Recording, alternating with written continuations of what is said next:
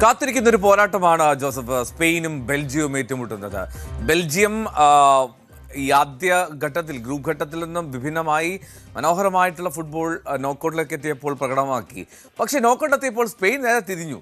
പോർച്ചുഗലിനെതിരെ ഒരു വിരസമായിട്ടുള്ളൊരു പോരാട്ടമായിരുന്നു. അത് എന്തുകൊണ്ടാണ് എന്നുള്ളത് ഇപ്പോഴും മനസ്സിലാവുന്നില്ല. എന്നാലും ബോറടിച്ചു ആക്ച്വലി, ശരിക്കും ആ കളി എന്ന് പറയാം. എന്നാലും ക്രിസ്ത്യാനോ റൊണാൾഡോയുടെ വഴിമുടക്കി സ്പെയിൻ ഇതാ ക്വാർട്ടറിലേക്ക് എത്തി. എന്താണ് ഇന്ന് പ്രതീക്ഷിക്കുന്നത് ബെൽജിയവും സ്പെയിനും ഏറ്റുമുട്ടുമ്പോൾ? സ്പെയിൻ അത്യാവശ്യം വളരെ സേഫ് ആയിട്ട് കളിക്കുന്ന ഒരു ടീമാണ്. അത്യാവശ്യം നല്ല സേഫ് ആയിട്ട് അവർ കളിക്കുള്ളൂ എന്ന് വേണമെങ്കിൽ നിസ്സംശയം പറയാം. ഒരു ഗോൾ പോലും വഴങ്ങിയിട്ടില്ല എന്നുള്ളതാണ് അതിന്റെ ഉദാഹരണം. ഏറ്റവും കൂടുതൽ നേരം ഗോൾ വഴങ്ങാത്തതിന്റെ റെക്കോർഡ് ഉണായി സിമോന്റെ പേരിലാണ് ലോകകപ്പിൽ എന്നൊക്കെ നമുക്കറിയാം. അതിന്റെ കാരണം അവരുടെ ഡിഫൻസിൽ ഒരു സ്റ്റെബിലിറ്റി ഉണ്ട്. നമ്മൾ സെൻട്രൽ ബാക്ക് പാർട്ണർഷിപ്പ് നോക്കുക, പൗ കുബാർസിയും ലപ്പോർട്ടയും അതുപോലെ കുക്കുറയും പെഡ്രോ പോറയും അറ്റാക്കിന് ജോയിൻ ചെയ്യുമ്പോഴൊക്കെ ഡിഫൻസീവ് മിഡ്ഫീൽഡറായി റോഡ്രി സപ്പോർട്ട് ചെയ്യുന്നു. അങ്ങനെ ആ ഒരു ഡിഫൻസിൽ ഒരു വളരെ ക്ലിയർ ആയിട്ടുള്ള ഒരു സപ്പോർട്ട് കിട്ടുന്നുണ്ട്. അവർ അറ്റാക്ക് ചെയ്യുമ്പോഴും ആളുകൾ കമ്മിറ്റ് ചെയ്താൽ പോലും ഒരു ബാക്കപ്പ് ഉണ്ട്, ഒരു സേഫ്റ്റി അവർക്ക് എപ്പോഴും ഉണ്ട്. അതാണ് അവരുടെ സേഫ്റ്റി ഫസ്റ്റ് അപ്രോച്ചാണ്. അത് അറ്റാക്ക് നോക്കുവാണെങ്കിലും അവർ പൊസഷൻ നഷ്ടപ്പെടുത്താതിരിക്കാൻ ശ്രമിക്കും, റിസ്ക് എടുക്കില്ല.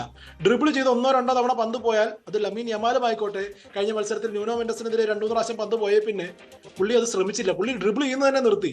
മെൻഡസിനെ മാറ്റിയിട്ട് പിന്നെ ഡ്രിബിൾ ചെയ്യാൻ മറന്നുപോയ പോലെ തോന്നി.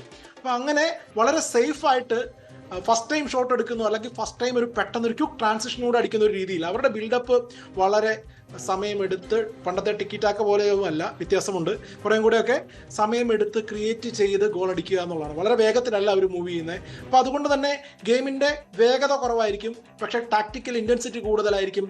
എങ്ങനെയാണ് തന്ത്രങ്ങൾ മെനയുന്നത്, മറുതന്ത്രങ്ങൾ മെനയുന്നത് എന്നൊക്കെ കാണേണ്ടി വരും. അപ്പോൾ സ്പെയിനിൻ്റെ ഒരു സാഹചര്യം അങ്ങനെ ആയതുകൊണ്ട് തന്നെ ഇതിനോട് എങ്ങനെ ബെൽജിയം റിയാക്ട് ചെയ്യും? ഒനാനയെ പോലെ ഒരു ഡിഫൻസീവ് മിഡ്ഫീൽഡർ പന്ത് തിരിച്ചെടുക്കാൻ കപ്പാസിറ്റി ഉള്ള ഒരാളില്ല. അദ്ദേഹത്തിന്റെ പരിക്ക് വലിയ ക്ഷീണമാണ് ഈ മത്സരത്തിൽ. ഡിബ്രൂവിനെ സ്റ്റാർട്ട് ചെയ്യുമോ ഇല്ലയോ എന്നുള്ളൊരു ചോദ്യമുണ്ട്. ഫിറ്റായെന്ന് തോന്നുന്നു. അപ്പോൾ അതുകൊണ്ട് അദ്ദേഹം സ്റ്റാർട്ട് ചെയ്യാൻ സാധ്യതയുണ്ട്. അപ്പം കുറച്ചുകൂടി ഒരു ക്രിയേറ്റിവിറ്റിക്ക് ഒരു സ്കോപ്പ് ഉണ്ട്. ഇനി നമ്മൾ അറ്റാക്കിൽ നോക്കുവാണെങ്കിൽ ഡി കെറ്റ്ലാരെ ഗോൾ അടിച്ചു, അസിസ്റ്റ് ചെയ്തു, അദ്ദേഹം ഫോമിലെത്തി. അതൊരു വലിയ പോസിറ്റീവ് ന്യൂസാണ്. ട്രൊസാർഡ് നല്ല ഫോമിലാണ്, ഗോൾ അടിപ്പിക്കുകയും ചെയ്യുന്നുണ്ട്. ഡോക്കു പക്ഷേ അത്ര ഫോമിലല്ല. മറ്റേ വിങ്ങിൽ നോക്കുവാണെങ്കിൽ അവിടെ ഒരു കൺസേൺ ഉണ്ട്.